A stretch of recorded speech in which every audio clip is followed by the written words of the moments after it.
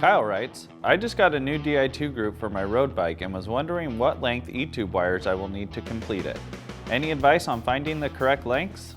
You got it, Kyle. Making sure your E-tube wires are the correct length will ensure that you have a nice clean setup and you won't have a lot of excess wire to hide when you're completing your build. Wire lengths are more critical for external setups, but still shouldn't be overlooked by those doing an internal setup.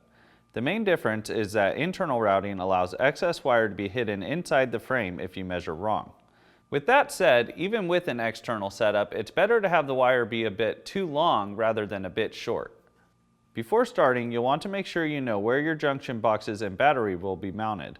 Once that's established, you can start measuring. The process for each wire is the same. You're simply measuring the distance from point A to point B. A flexible tape measure is helpful since it will bend to follow the frame where the wire will travel.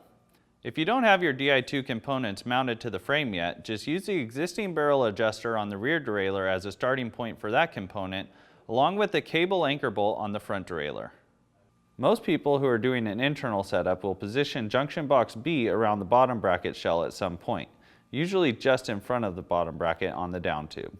When you measure, it's important to measure along the frame where the wire will travel, not just a direct line.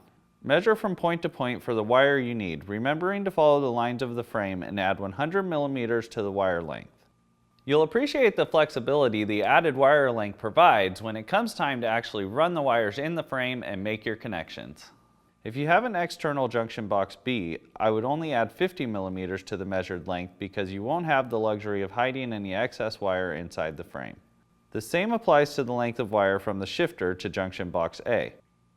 Now, simply repeat the process for all the components you'll have on the bike and you'll be good to go. One thing to remember when measuring for an internal seat post battery is that you need enough slack in the wire to allow you to remove the post. For that wire, I will usually measure from the top of the seat tube down to the junction box and add the same 100 millimeters.